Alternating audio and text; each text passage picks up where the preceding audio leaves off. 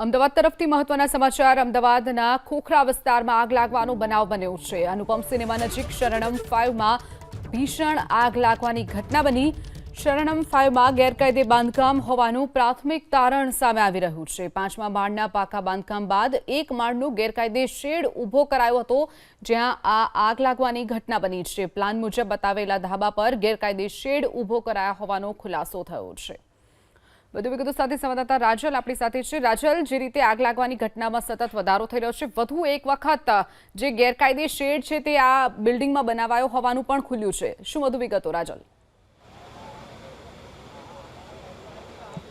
શિવાંગી, અહીંયા આગળ ગેરકાયદેસર જે શેડ બનાવવામાં આવ્યો છે, પરંતુ એએમસી દ્વારા આ શેડને છે તેને સીલ કરી દેવાની કામગીરી હતી તે પૂરી કરવામાં આવી હતી, પરંતુ સંપૂર્ણપણે આ શેડ હટાવવામાં નથી આવ્યો। અને જ્યારે આ આગ લાગી ત્યારે હજુ સુધી, કારણ કે 2 કલાકથી પણ વધુ સમય વીતી ગયો છે અને 2 લાખ લીટર પાણીનો મારો ચલાવવામાં આવ્યો છે। સતત 15થી પણ વધુ જે ગાડીઓ છે તેનાથી કામગીરી છે તે કરવામાં આવી રહી છે। 50થી પણ વધુ ફાયર ફાઇટરના જવાનો છે તે અહીંયા આગળ કાર્યરત છે। જો કે અહીંયા આગળ શરણમ 5માં જે ફાયરની જે સિસ્ટમ ઊભી કરવામાં આવી છે તે પણ અત્યારે શોભાના ગાંઠિયા સમાન છે, કારણ કે પ્રેશર આવે છે પરંતુ કાર્યરત નથી। આપ જોઈ રહ્યા છો કે અહીંયા આગળ જે ફાયરની જે સિસ્ટમ અહીંયા આગળ ઊભી કરવામાં આવી છે તે કાર્યરત નથી। આપણી સાથે ફાયરના અધિકારી છે ખડિયા સાહેબ, તેમની સાથે વાત કરીશું। સર, છેલ્લા 2 કલાકથી જહેમત ઉઠાવી રહ્યા છે,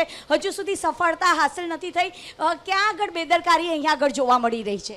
અત્યારે અંદર જે માલનો જે સ્ટોક ભરેલો છે એ સ્ટોક બહુ વધારે સંખ્યામાં છે, જેથી ફાયર ફાઇટિંગ કરવામાં મુશ્કેલી આવી રહી છે। અને બીજું કે અંદર સ્મોક વેન્ટિલેશન મેનેજમેન્ટ નથી, જેને અત્યારે આપણે ફાયર ફાઇટિંગ ચાલુ છે।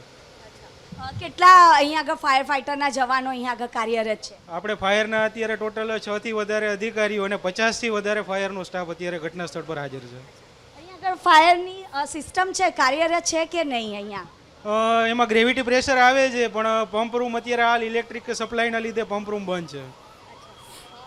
અહીંયા સતત છે તે કામગીરી કરવામાં આવી રહી છે, વેન્ટિલેશનનું કોઈ પણ અહીંયા આગળ નથી, એના કારણે સતત આ જે ફાયર ફાઇટરના જે જવાનોને ભારે જહેમત ઉઠાવવું પડી રહ્યું છે। શેડ હોવાના કારણે પણ ભારે બેદરકારી જોવા મળી રહી છે। સર, આ શેડ કરવામાં આવ્યો છે તે એએમસીએ સીલ પણ કરી દીધો છે, કેટલી જહેમત ઉઠાવવી પડે છે, કારણ કે આ શેડના કારણે સફળતા હજુ સુધી મળી નથી? શેડના લીધે અમને સફળતા નથી મળેલી, અને શેડની અંદર પણ માલનો સ્ટોક વધારે છે એવું જાણવા મળેલું છે।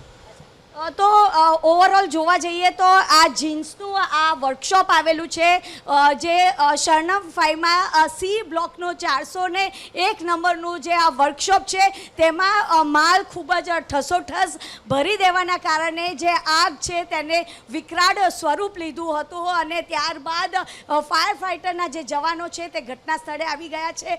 2 કલાકનો પણ સમય વીતી ગયો છે, તેમ છતાં પણ હજુ જે આગ ઉપર કાબૂ મેળવાયો નથી, પરંતુ સદનસીબે કોઈ જાનહાનિ નથી થઈ। 12 લોકો આ વર્કશોપમાં કામ કરતા હતા, પરંતુ જેવી આગની ઘટના બની ત્યારબાદ એક પછી એક બધા બહાર નીકળી ગયા હતા, પરંતુ હજુ પણ ફાયરના જે જવાનો છે તે આગ ઉપર કાબૂ મેળવવાનો ભારે પ્રયાસ કરી રહ્યા છે, જહેમત ઉઠાવી રહ્યા છે। શિવાંગી, રાજલ, જે રીતે શેડને સીલ કરવામાં આવ્યો હતો છતાં પણ તેમાં સ્ટોક ભર્યો હોવાનું જણાવવામાં આવી રહ્યું છે, એટલે કેવા પ્રકારની ગંભીર બેદરકારી અહીંયા સામે આવી છે? અને હવે માત્ર પ્રશાસન તપાસના આદેશો આપશે અને વાતો કરશે મોટી મોટી, પરંતુ ફરી જ્યારે આ પ્રકારની ઘટના બનશે ત્યારે જ પ્રશાસન જાગતું હોય છે। રાજલ,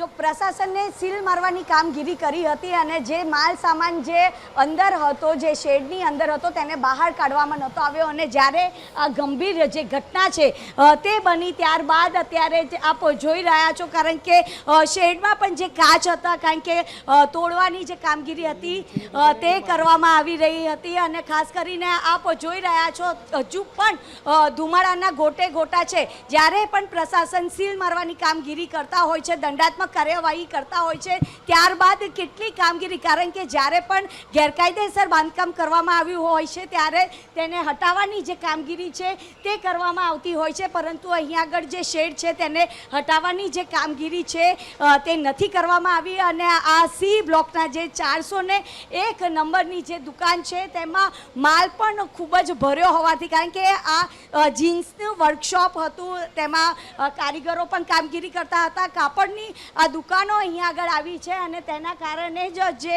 આગ છે તે વધુ ને વધુ વિકરાળ બની જાય છે. આપ જોઈ રહ્યા છો વધુ એક જે ફાયરની જે ગાડી છે તે આવી રહી છે. અત્યાર સુધીમાં 15 જેટલી ગાડીઓ આવી ચૂકી છે શિવાંગી, પરંતુ આ વેપારીઓની જે બેદરકારીના કારણે અત્યારે ભારે જે જહેમત છે તે ઉઠાવવું પડી રહ્યું છે. અને આખું વર્કશોપમાં જે વેન્ટિલેશન પણ પ્રોપર ન હોવાના કારણે લોકોને ભારે જહેમત ઉઠાવવાનો જે વારો છે તે અહીંયા આગળ આવી રહ્યો છે. આપ જોઈ રહ્યા છો સતત અહીંયા આગળ ફાયરના જે જવાનો છે તે જહેમત ઉઠાવી રહ્યા છે. શિવાંગી, ચોક્કસથી રાજલ, જોડાવા બદલ અને માહિતી બદલ આપનો આભાર.